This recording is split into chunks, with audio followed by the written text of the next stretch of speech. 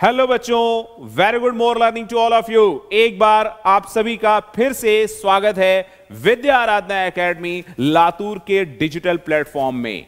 Right, चलिए, आपको पता है कि ये पीवाईक्यू सीरीज चल रही है, चैप्टर वाइज पीवाईक्यू सीरीज चल रही है। My name is M Shadab and I am taking the classes here from Latur. और आप सभी के लिए आज एक अगले चैप्टर का यानी कि नेक्स्ट चैप्टर का, इससे पहले आपने यूनिट्स डायमेंशन एनालिसिस एरर इसका पीवाईक्यू सॉल्व करके देख लिए थे। और आज हम लोग इसका दूसरा चैप्टर का यानी अगले चैप्टर का, जो कि है motion in a straight line या मोशन इन 1D या वन डायमेंशनल मोशन भी कहते हैं, इसके पीवाईक्यू यानी कि लास्ट 5 इयर्स मतलब 2015 से 2020 के बीच में इस चैप्टर से जितने भी क्वेश्चंस पूछे गए हैं उन क्वेश्चंस का एक फ्लेवर, एक क्लेवर और आपको देखने को मिलेगा कि कैसे क्वेश्चन इस चैप्टर से आते हैं, ताकि आप उन क्वेश्चंस की प्रैक्टिस कर सकें। वैसे अगर आपने क्वेश्चंस पहले नहीं किए हैं आपने तो उनको करें। राइट, तो चलिए शुरुआत करते हैं। जैसा कि आप सभी को पता है, इसमें हम लोग चैप्टर वाइज सीरीज कर रहे हैं। देखते हैं आज कौन कौन से क्वेश्चन आप करने वाले हैं। चलिए कलर चेंज कर लेते हैं एक बार।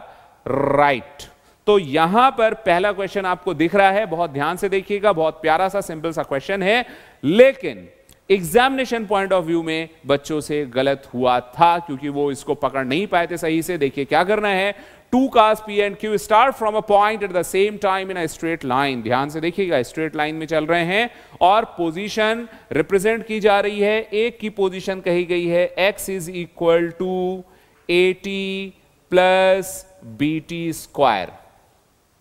राइट, और दूसरा अगर हम उसको y मान लें, इसको xp बोला है और इसको xq, 2 कार हैं, इसके लिए बोला गया है ft minus of T square at the time do the cars have same velocity. What time? Same velocity पूछी गई है।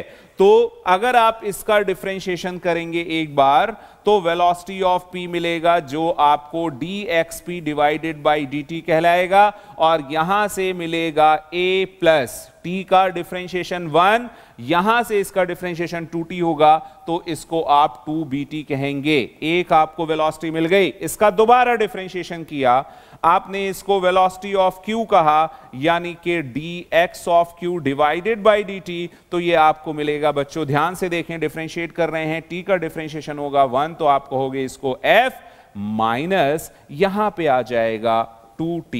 आई होप दोनों चीजें आपको क्लियर हैं, इसमें कहीं कोई प्रॉब्लम, समस्या, परेशानी, टेंशन, दुख दर्द नहीं है। Each and everything is okay. अब यहां पर देखते हैं, ये वेलोसिटीज इक्वल होने के लिए क्वेश्चन ने बोला है। अगर इक्वल होने के लिए बोला है तो हम दोनों को इक्वेट कर देंगे। यहां से आपको लिखा है बच्चों a प्लस 2bt और दूसरी वेलोसिटी है f माइनस 2t।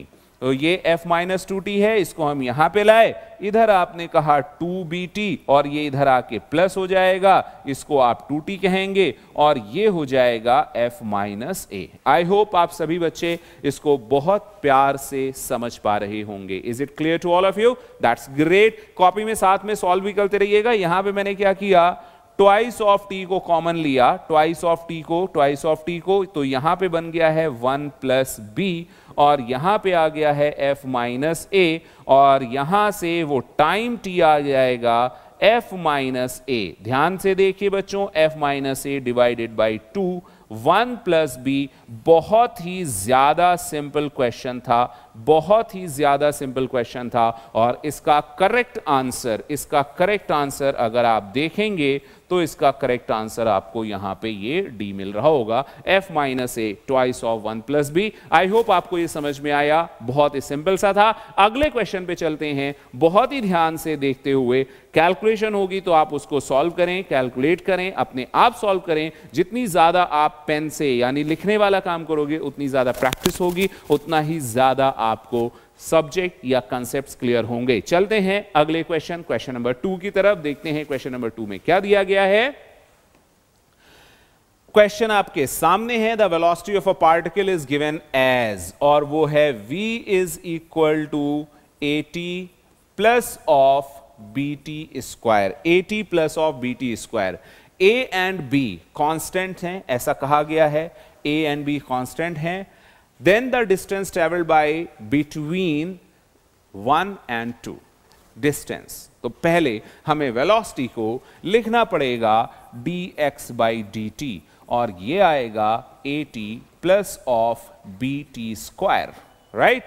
फिर आप क्या करेंगे, इधर dx है, इंटीग्रेट करेंगे, इधर आ जाएगा at plus of bt square, इधर चला गया dt, दोनों को इंटीग्रेट किया, यहां आपको x मिला, इधर आपको मिला at square divided by 2 plus b t cube divided by 3।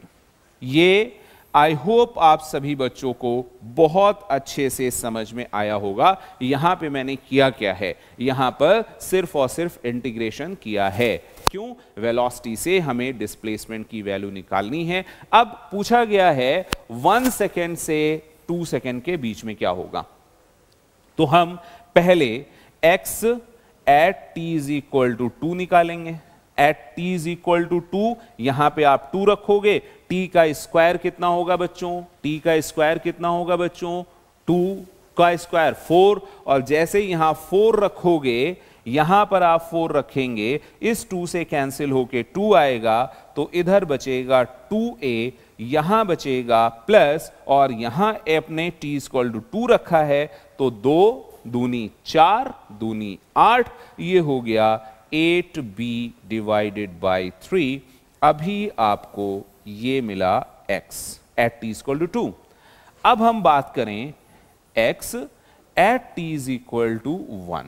अगर हम बात करें x at t is equal to 1, अब क्या करना है, t इज इक्वल टू 1 रखना है इसमें, तो इधर आ जाएगा a/2, t इक्वल टू 1 रखा, a/2 प्लस यहां पर आपने क्या रखा, ध्यान से देखो, यहां पर t है, 1 रखोगे तो ये आएगा b/3, a/2 b/3, क्योंकि हमने t की वैल्यू 1 रख दी। अब आपसे पूछा गया है कि बताइए 1 से 2 के बीच में कितना जाएगा, तो वो जो डिस्टेंस ट्रेवल करेगा वो हो जाएगी x at t is equal to 2 minus x at t is equal to 1।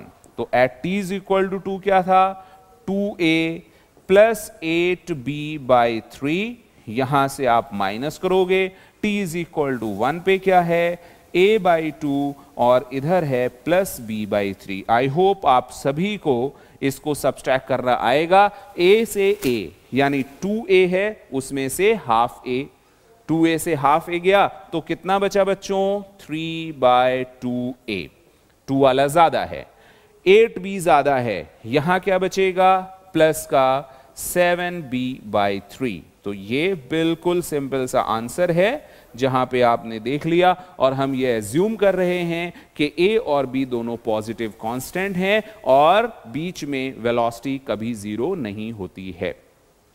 Otherwise concept change हो जाता है, वेलोसिटी अगर जीरो होती है तो वापस भी आता है, तब आपको दूसरी तरह से निकालना होता है। लेकिन यहां पर ये क्वेश्चन इतना कॉम्प्लिकेटेड नहीं है, बिल्कुल सिंपल है। एज्यूम किया जा रहा है कि a and b both are the positive constant. चलिए अभी इसका आंसर देखें बच्चों, 3/2a 7b/3, 3/2a 7b/3। I hope आप समझ गए होंगे, तो इस क्वेश्चन का आंसर हो जाएगा a।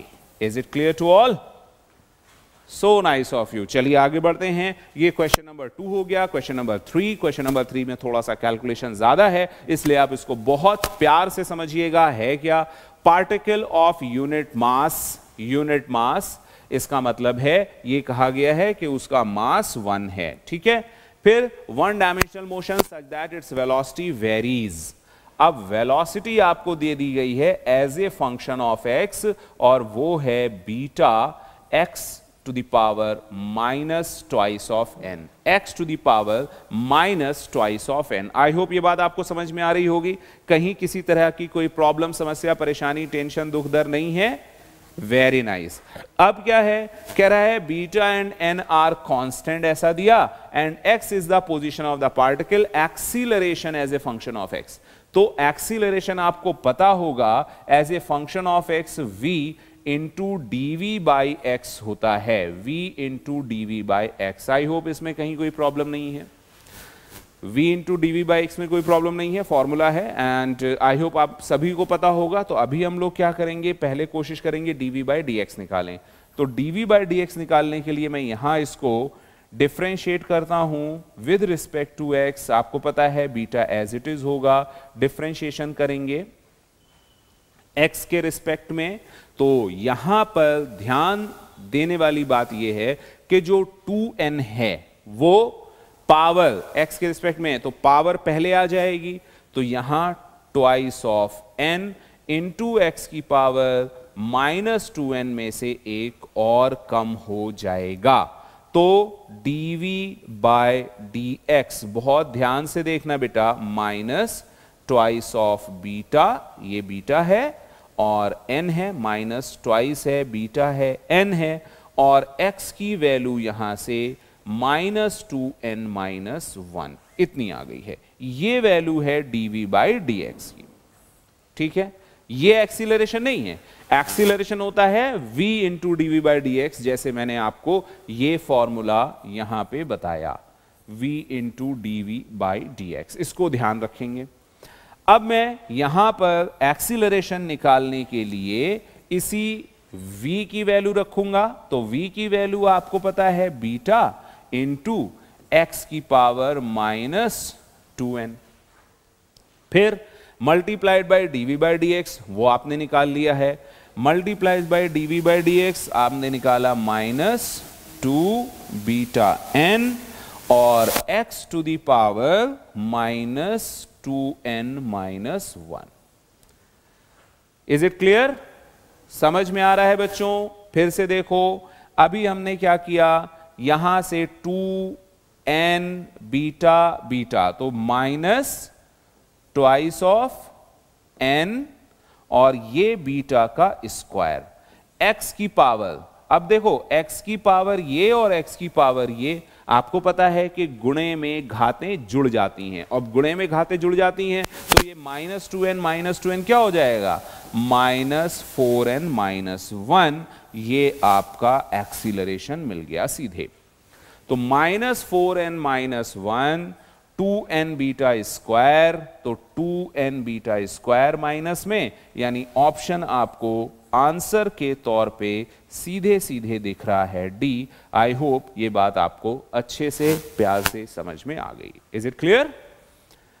All of you got it? Very nice. चलिए आगे बढ़ते हैं।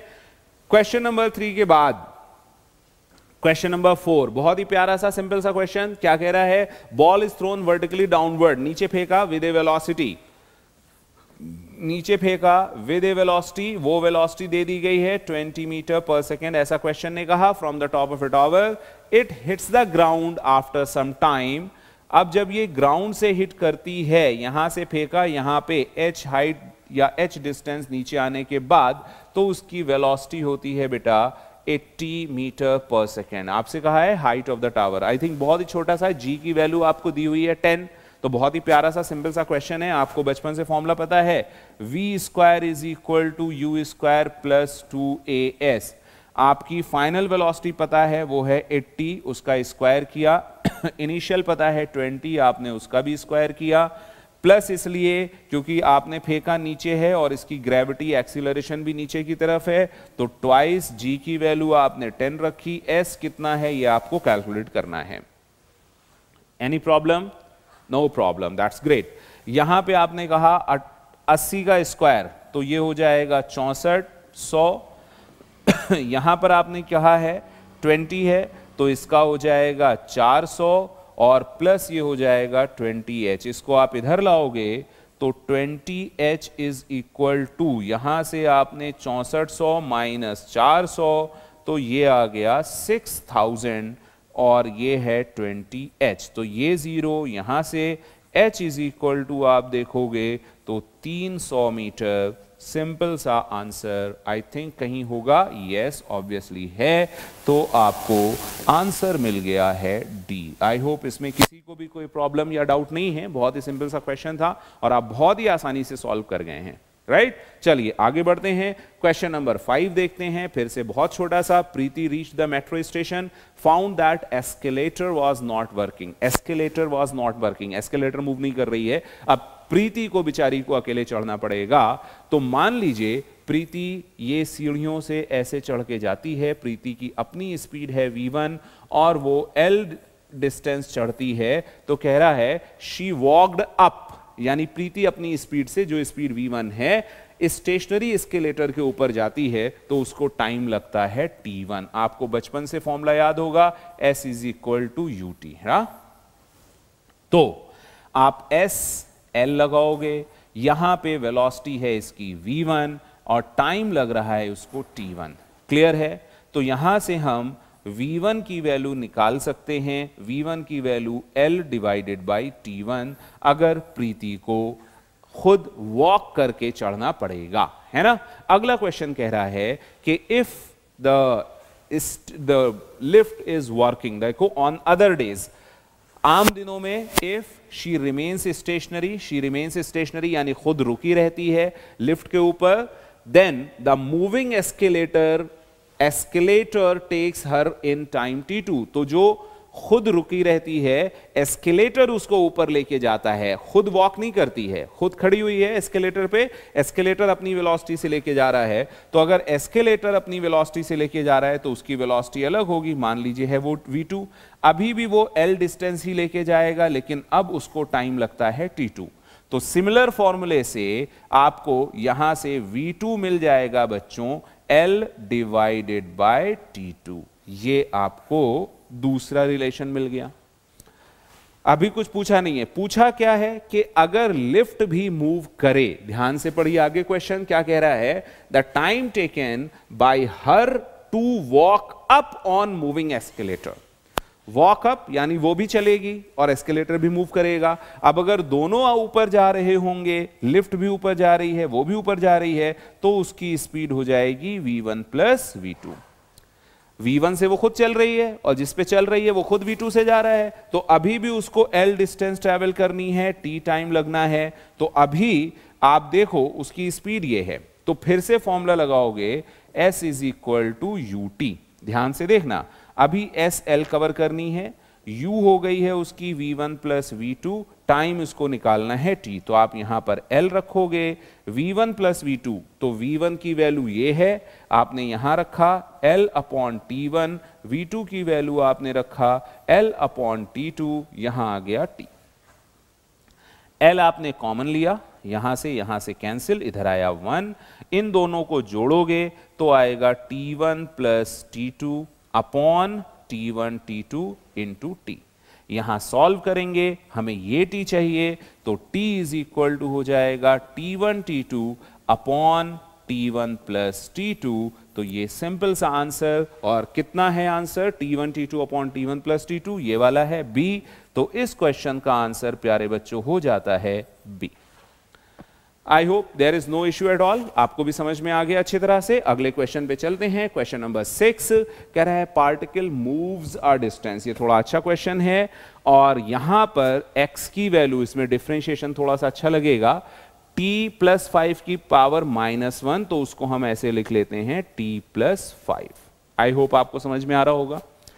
x डिस्प्लेसमेंट है, अगर हम बहुत ध्यान से देखना बच्चों, अगर हम ऐसा करें, इसका डिफरेंशिएशन कर दें, dx बाई dt निकालें, जिसको आपको पता है वो v होता है, तो वो 1 upon t power t plus 5 है ना। u अपॉन v वाला डिफरेंशिएशन का फॉर्मूला लगेगा। इसको डिफरेंशिएट करने के लिए आप क्या करोगे, t प्लस 5 का होल स्क्वायर, और फिर आपने यहां पे उसको t प्लस 5 लिया, 1 का डिफरेंशिएशन हो गया 0।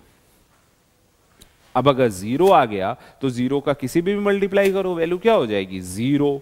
यहां आप लिखोगे माइनस।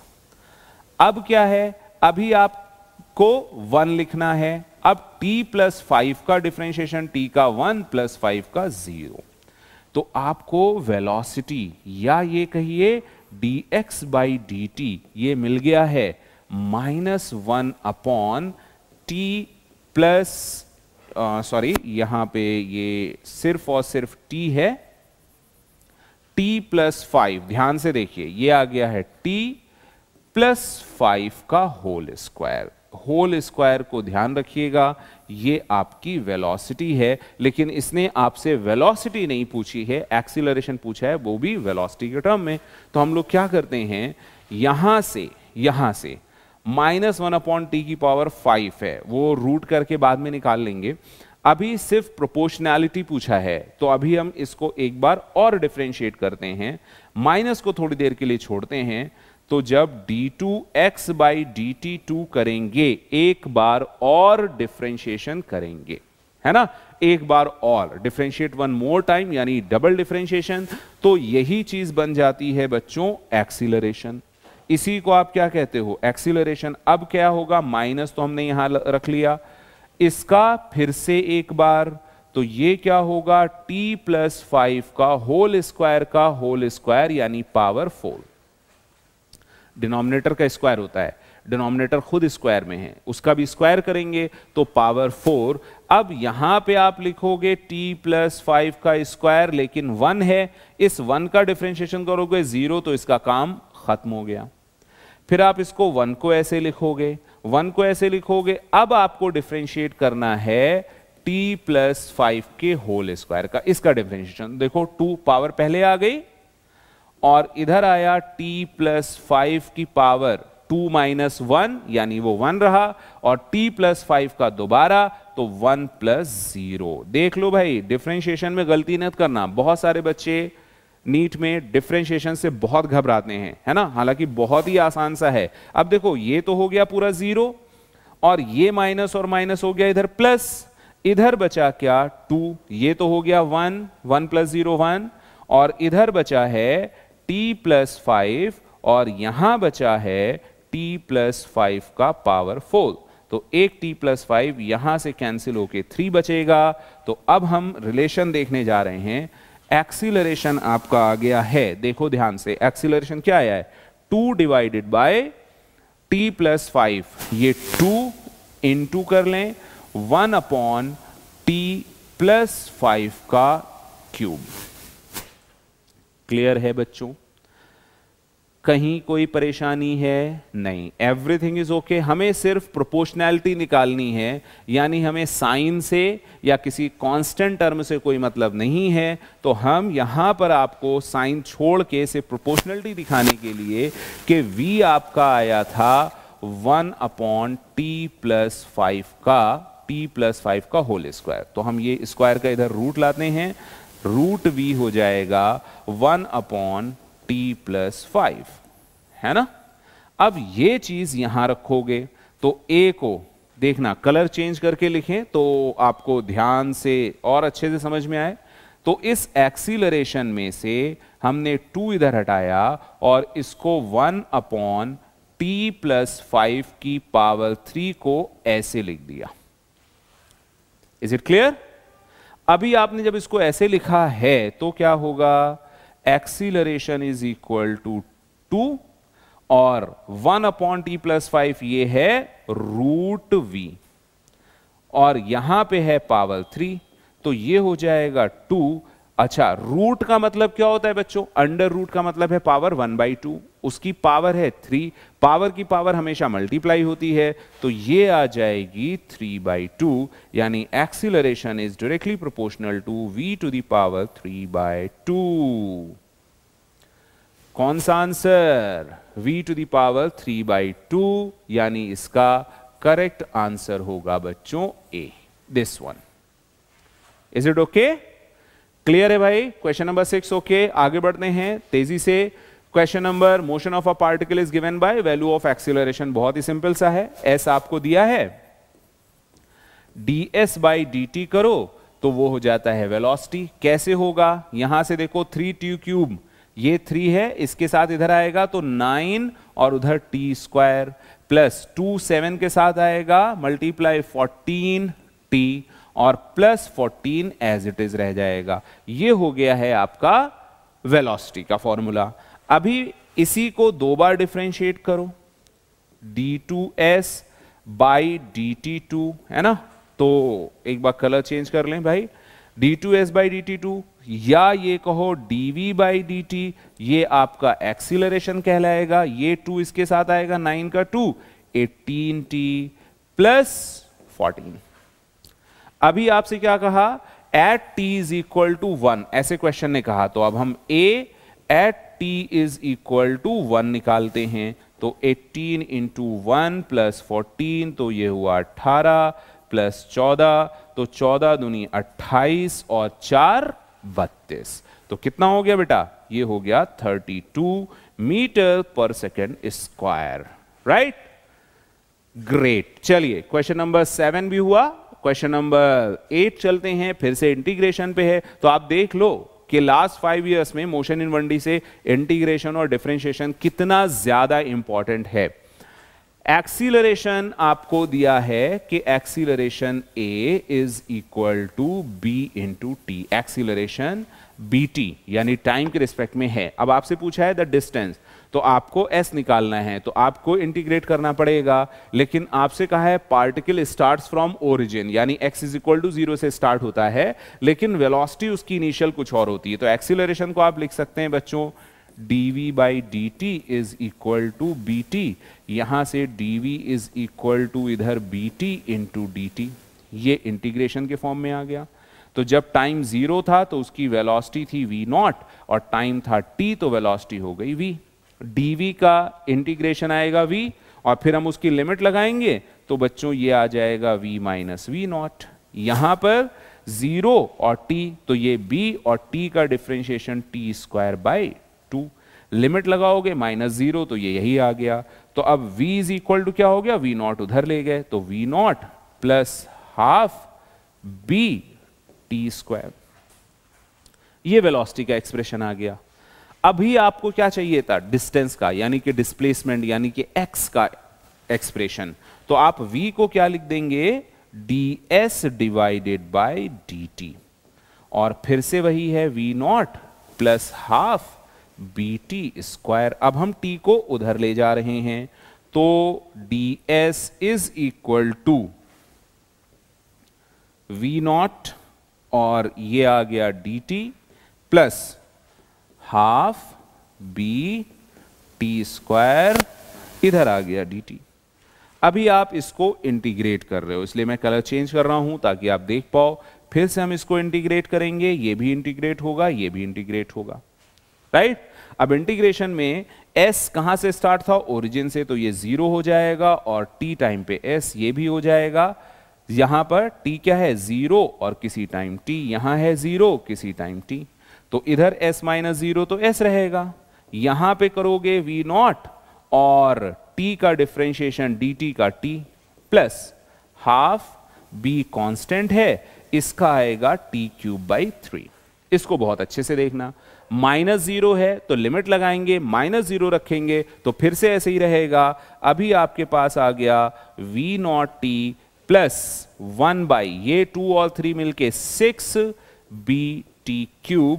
ये बहुत ही प्यारा सा क्वेश्चन, और ध्यान से देखें आप, v0t 1/6bt³, करेक्ट आंसर आपको इसका मिला 6c। क्लियर है बच्चों, 1/6 समझ में आ गया। और 1/6 के साथ ये क्यूब कैसे आ रहा है, मैंने आपको दोनों स्टेप, एक ये और एक ये, दोनों इंटीग्रेट करके दिखाई। चलिए आगे चलते हैं अगले क्वेश्चन की तरफ। Question number 9, stone.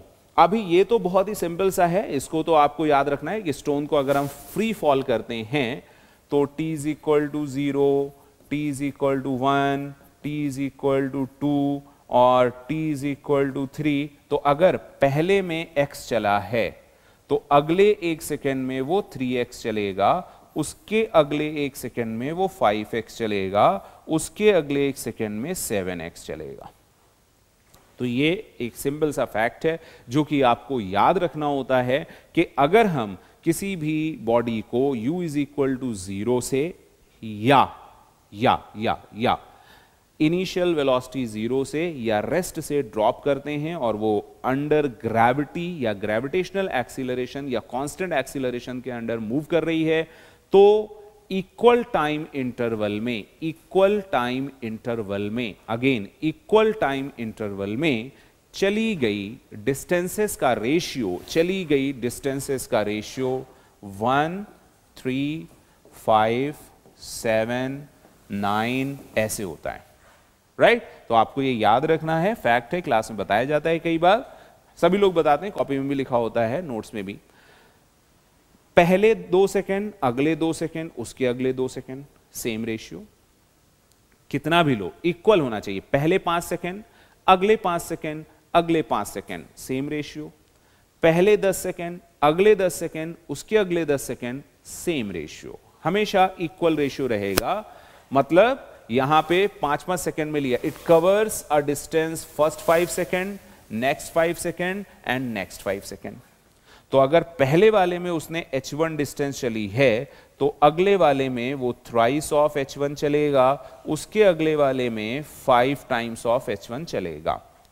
इसको बोला गया है h2 और इसको बोला गया है h3। ऐसा क्वेश्चन ने बोला है, देखिए, between h1, h2 and 3, the relation between h1, h2 जो डिस्टेंस चली है, तो आप देखो h1 तो h1 ही है और h2 जो है वो 3h1 के बराबर है, यानी h1 is equal to h2 by 3 और h3 इज इक्वल टू, यहां से अगर आप h1 की बात देखें तो h3 is equal to 5h1, h2 is equal to 3h1 और h1 तो h1 है ही, तो ये सीधे सीधे इस रेशियो को इंडिकेट कर रहा है, यानी आपका आंसर करेक्ट इसमें हो जाता है डी। आई होप इसमें कहीं और कोई प्रॉब्लम नहीं है ना?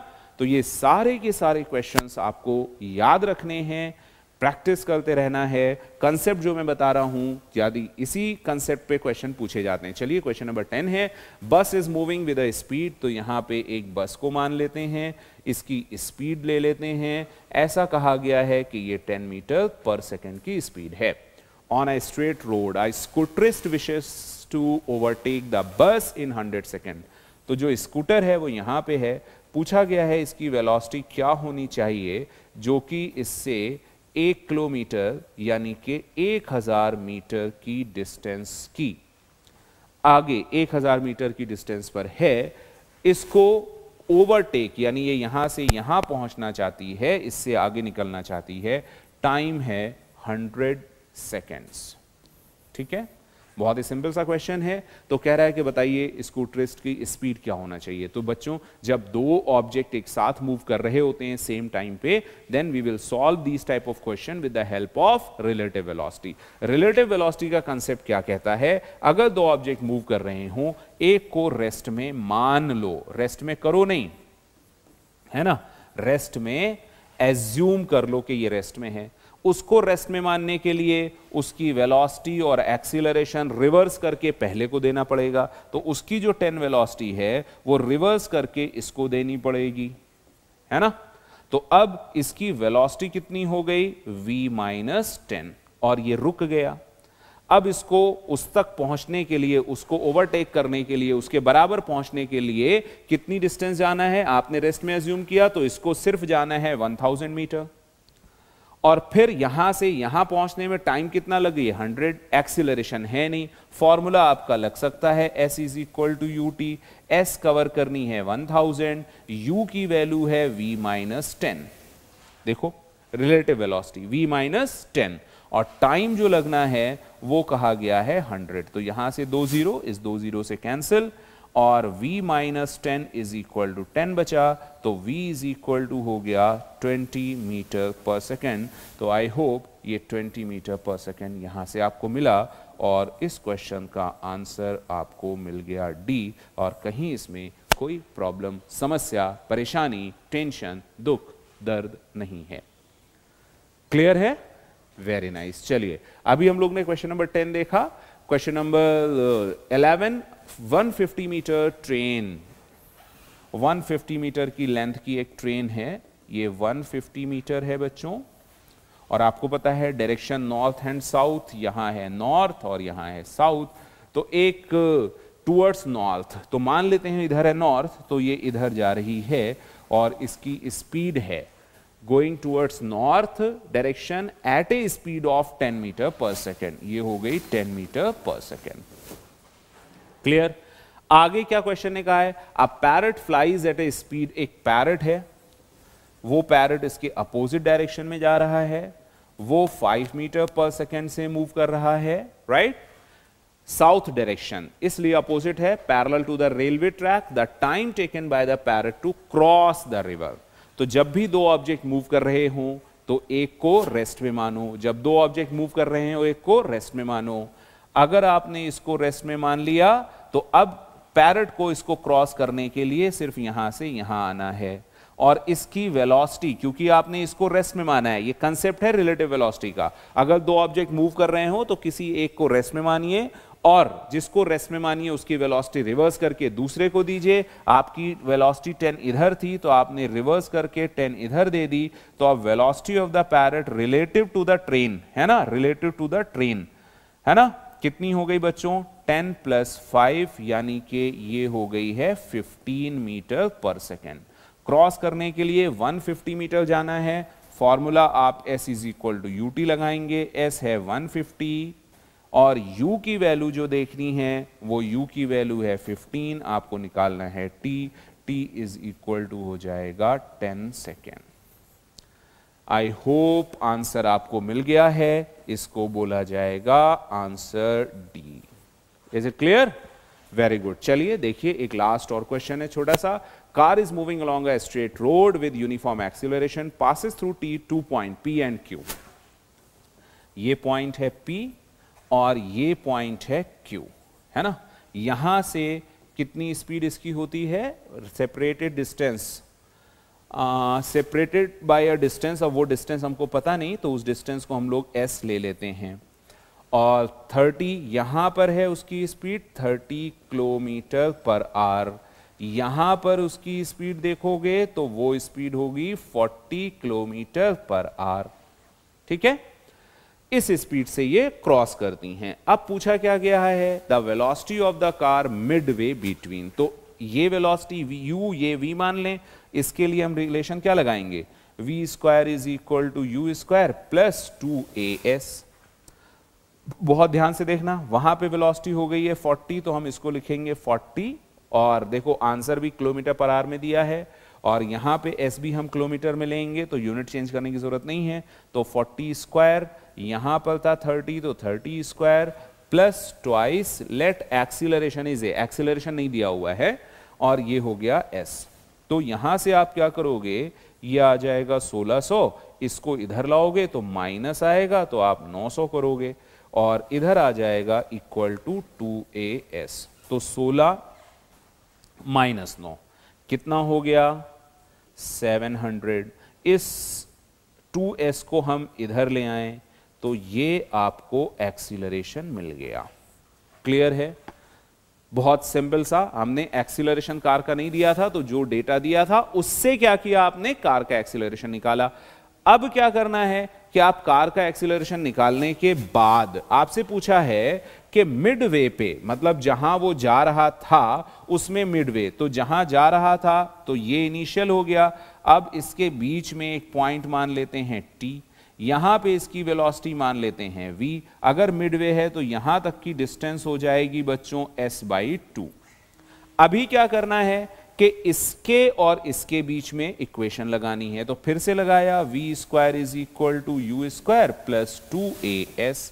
तो फाइनल यहां पे वेलोसिटी कितनी है, इस जगह मिडवे में जो आपको कैलकुलेट करनी है, तो आपने क्या किया, उसको v², और जहां से चला था वो हमने इनिशियल वही लिया है p, वो कितना है 30 मीटर थी, तो आपने इसको 30 किलोमीटर पर आवर का स्क्वायर प्लस ट्वाइस, एक्सीलरेशन वही है लेकिन वहां तक की जो डिस्टेंस है वो s/2 है, वहां तक की जो डिस्टेंस है वो s/2 है। तो ये v² ऐसे ही 30 का स्क्वायर, ये 900, 2 और 2 कैंसिल हुआ, हमें वैल्यू चाहिए as की, और as की वैल्यू अगर यहां से देखो, s इधर ले आओ, तो as की वैल्यू 700/2, यानी यहां से अगर आप चाहो तो as की वैल्यू 350 आपको मिल सकती है।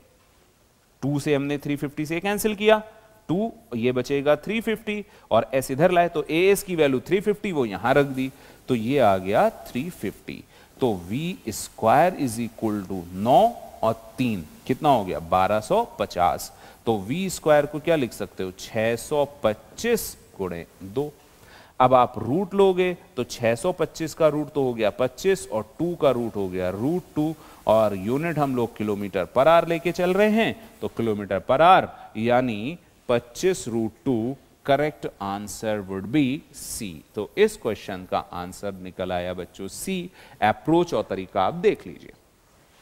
ठीक है, तो आई होप आज के क्वेश्चन यहां पे कंप्लीट होते हैं। तो जो पहला चैप्टर हम लोग, ये दूसरा चैप्टर था मोशन इन 1D यानी स्ट्रेट लाइन मोशन या वन डायमेंशनल मोशन। तो इसमें लास्ट 5 इयर्स में इतने क्वेश्चंस पूछे गए थे वो हम लोग ने कंप्लीट किया। आप सारे क्वेश्चन को फिर से दोबारा से कंप्लीट करिएगा। अगले लेक्चर में नेक्स्ट क्लास में हम लोग इसका नेक्स्ट वाला चैप्टर यानी कि मोशन इन अ प्लेन, जिसमें कि प्रोजेक्टाइल मोशन और सर्कुलर मोशन होगा, तो मोशन इन अ प्लेन लेंगे और उसमें भी लास्ट 5 ईयर यानी 15 से 2020 तक का जो भी क्वेश्चंस पूछे गए हैं वो हम लोग सॉल्व करेंगे। ओके, चलिए आज के लिए इतना ही, मिलते हैं अगले लेक्चर में। Till then all the best, stay happy, stay awesome, bye bye.